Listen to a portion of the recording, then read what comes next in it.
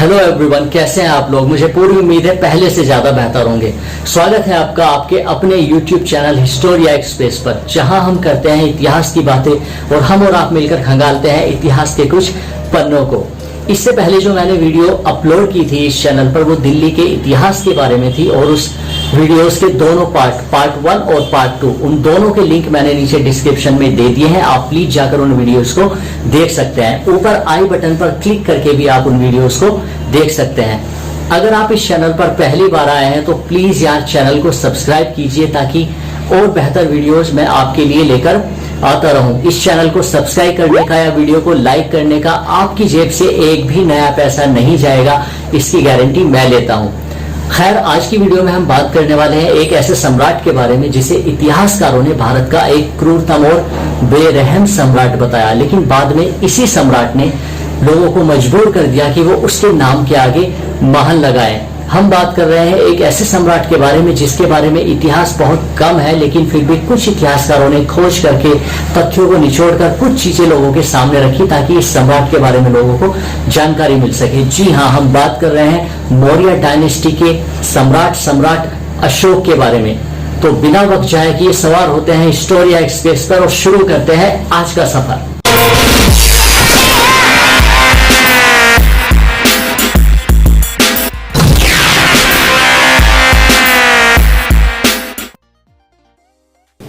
दोस्तों, आज हम बात करने वाले हैं मौर्य डायनेस्टी के सम्राट अशोक की।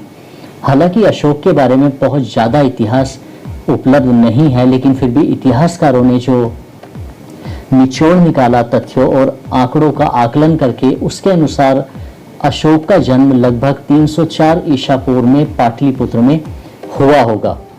अशोक मौर्य राजवंश के एक भारतीय सम्राट थे जिन्होंने लगभग सभी भारतीय उपमहाद्वीपों पर शासन किया।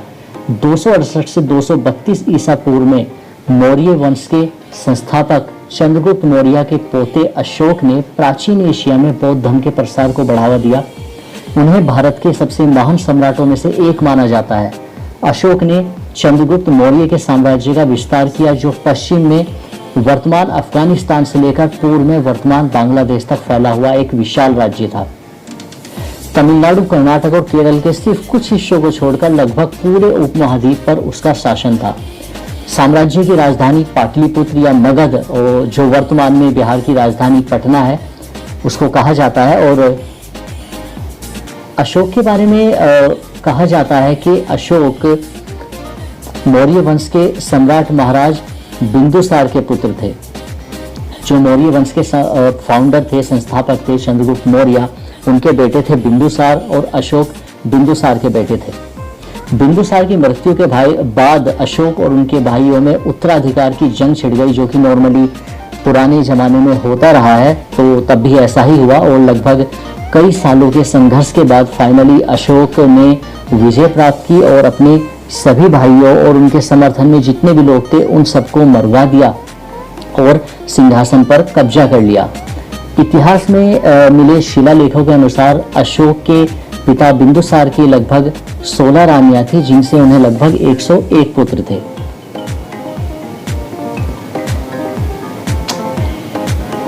अशोक का नाम कुछ पुराणों से भी जोड़कर देखा जाता है। चूंकि अशोक के बारे में बहुत ज्यादा इतिहास हमारे पास उपलब्ध नहीं है, तो कुछ इतिहासकारों का मानना है कि ये एक पौराणिक कथा भी हो सकती है। अशोक की माता का नाम एक शिलालेख पे शुभदांगरी के रूप में दिया गया है। बिंदुसार के 100 पुत्रों की कहानी को ज्यादातर इतिहासकारों ने खारिज कर दिया। वो मानते हैं कि महाराज बिंदुसार के सिर्फ 4 बेटे थे, जिनमें से अशोक दूसरे नंबर का था। उनके सबसे बड़े भाई सुशीम थे, जो कि राज्य के स्पष्ट उत्तराधिकारी थे और उनको महाराज बिंदुसार भी चाहते थे कि वो उत्तराधिकारी बने। अशोक के सत्ता संभालने की संभावना लगभग ना के बराबर थी, क्योंकि महाराज बिंदुसार को भी अशोक एक उत्तराधिकारी के रूप में पसंद नहीं थे। एक बार महाराज बिंदुसार ने अपने राज्य के एक तपस्वी से पूछा कि उनके पुत्र उनके उत्तराधिकारी के योग्य है या नहीं। तपस्वी के सलाह पर उन्होंने अपने सभी राजकुमारों को एक अपने महल में इकट्ठा होने का फरमान दिया। अशोक जाने से हिचक रहे थे, क्योंकि उसे पता था कि उनके पिता उन्हें पहले से ही नापसंद करते हैं, लेकिन मां के समझाने पर वो मान गए। उसके बाद अशोक ने इस बारे में सोचा और फाइनली वो हिम्मत नहीं जुटा पाए अपने पिता के सामने जाने की और उन्होंने राजधानी छोड़ने का निर्णय लिया। महाराज बिंदुसार के एक मंत्री राधागुप्त ने अशोक को जाते हुए देख लिया और उन्होंने उन्हें एक शाही हाथी दिया ताकि वो पैदल न जाकर हाथी पर जा सकें। उधर महल में जब सारे राजकुमार इकट्ठा हो गए तो महाराज बिंदुसार ने उस तपस्वी से पूछा कि इनमें से कौन मेरा उत्तराधिकारी बन सकता है। तपस्वी महसूस कर चुके थे कि इनमें से कोई भी उनका उत्तराधिकारी बनने के योग्य नहीं है और अशोक ही अगला उत्तराधिकारी होगा, लेकिन वो बिंदुसार को ये बताकर उन्हें नाराज करना नहीं चाहते थे। उनकी नाराजगी से बचने के लिए उस तपस्वी ने बिंदुसार की पत्नी यानी अशोक की माता को ये बात बताई कि अशोक भविष्य में इस राज्य का उत्तराधिकारी होगा।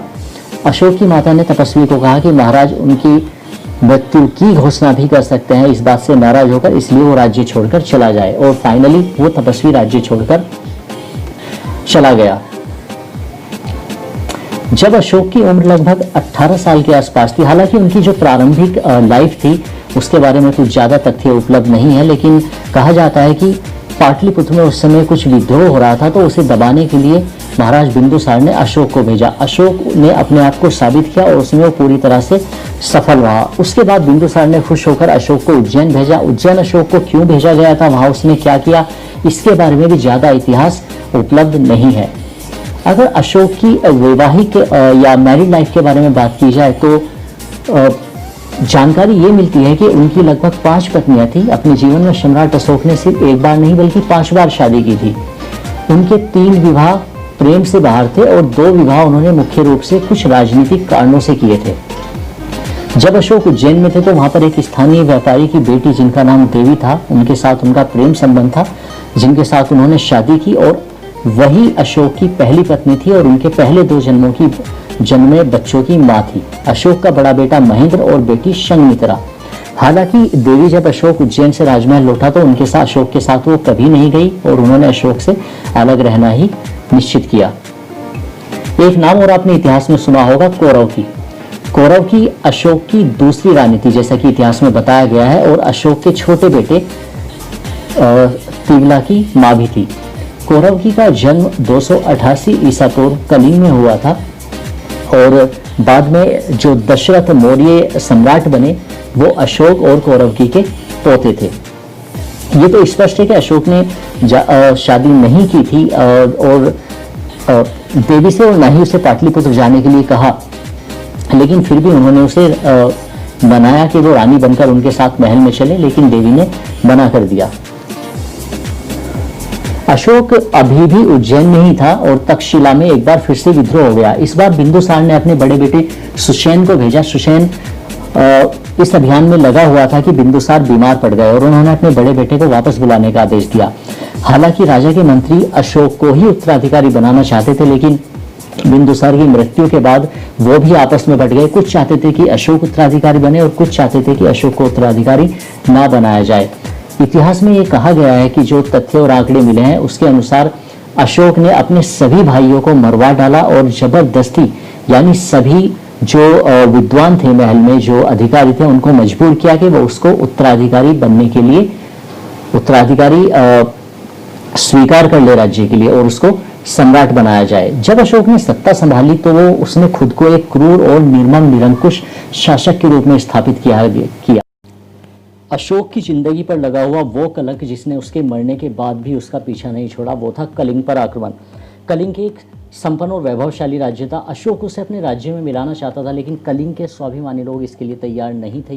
नतीजा ये हुआ कि अशोक की विशाल सेना ने 260 ईसा पूर्व में कलिंग पर आक्रमण कर दिया।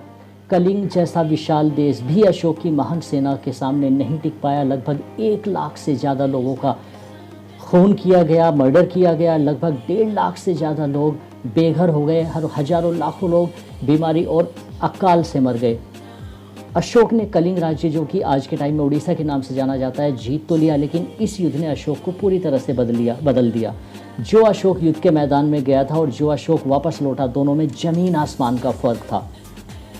जब युद्ध के मैदान की हालत अशोक ने देखी, छोटे बच्चे, बूढ़े, औरतें सब मिलकर कलिंग की तरफ से लड़े थे। वो बेबस जमीन पर पड़े हुए थे, चारों तरफ खून ही खून था। वहाँ का माहौल देखकर अशोक को पूरी तरह से बदल गया और उसने कसम खाई कि अब वो ज़िंदगी में कोई भी युद्ध नहीं लड़ेगा और सारी चीज़ें शांति से सुलझाएगा। इसके कारण ही उसने अपने पुत्र महेंद्र और पुत्री संगमित्रा को बौद्ध धर्म के प्रसार की जिम्मेदारी दी और खुद भी बौद्ध धर्म की और खुद अपने आप को भी उसने बौद्ध धर्म की तरफ मोड़ लिया। कलिंग पर आक्रमण एक ऐसा मोड़ था अशोक की ज़िंदगी में जिसने उसे पूरी तरह से बदल दिया।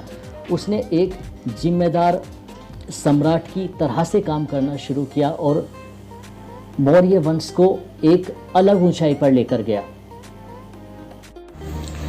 मुझे पूरी उम्मीद है वीडियो आपको पसंद आई होगी और आज सम्राट अशोक के बारे में जो आपको चीज़ें बताई गई, जो चीज़ें शेयर की गई, वो जानकर आपको ज़रूर अच्छा लगा होगा। आगे भी इसी तरह की बेहतर वीडियोज मैं आपके लिए लेकर आता रहूंगा और अगर अभी तक आपने इस चैनल को सब्सक्राइब नहीं किया है तो प्लीज़ यार चैनल को सब्सक्राइब कीजिए और बंदे का हौसला बढ़ाइए। अगर आप हौसला नहीं बढ़ाएंगे तो फिर और बेहतर वीडियोज में कहाँ से लेकर आऊँगा आप लोगों के लिए। मुझे पूरी उम्मीद है कि आप इस चैनल को ज़रूर सब्सक्राइब करेंगे। खैर, आज की वीडियो में बस इतना ही। अगली वीडियो में एक नए टॉपिक के साथ, एक और बेहतर जानकारी के साथ आपसे फिर मुलाकात होगी। तब तक के लिए मुझे दीजिए इजाज़त। खुश रहिए, खुशहाल रहिए और अपना ख्याल रखिए।